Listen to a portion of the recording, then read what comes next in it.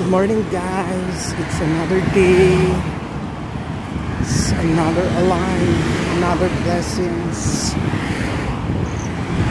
Pasok na tayo guys.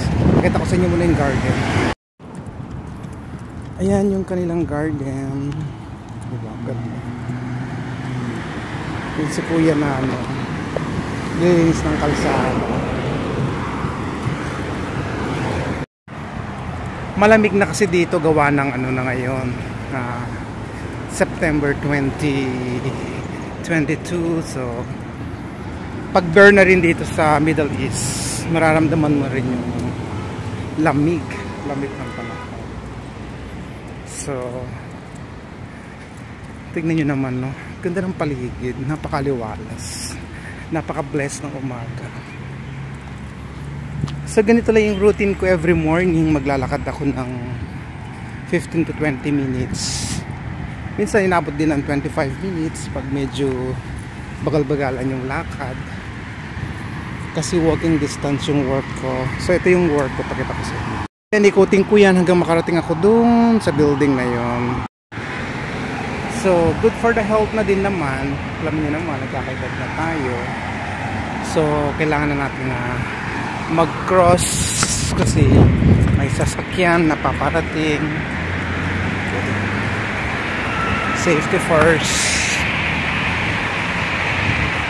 So yan na nga guys, nakatawid na tayo sa isla ng Desierto.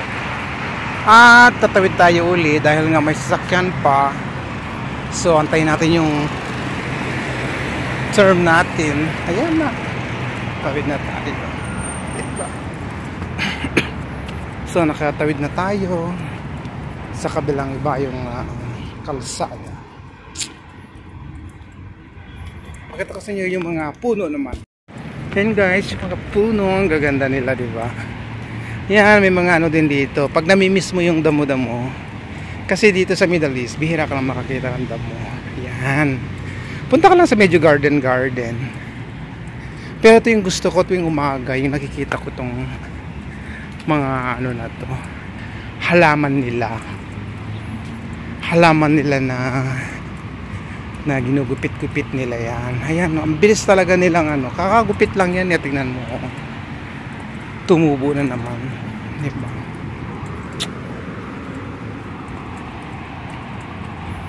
Kayo guys, kumusta naman yung nyo, yung umaga nyo? Kumusta yung tulog nyo? Nakatulog ba kayo kagabi ng maayos?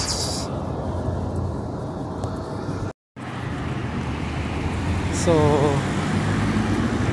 laban-laban lang tayo guys. Alam niyo naman ang buhay ng OFW, diba? Pagka may time, kunin yung cellphone, kausapin nyo yung sarili nyo, diba? Kakapera naman kayo, may extra income dun kayo dyan. So ganun lang talaga yung buhay. Ayan, tingnan mo si kuya, lalakad siya habang nagsa-cellphone na nanonood. Diba?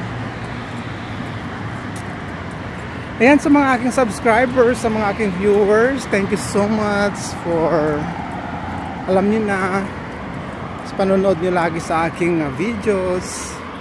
Sana mayroon kayong kapupulutang aral kahit pa. Okay? So hanggang dito na lang yung aking vlog. Stay safe and God bless everyone. Please like and subscribe. Bye bye.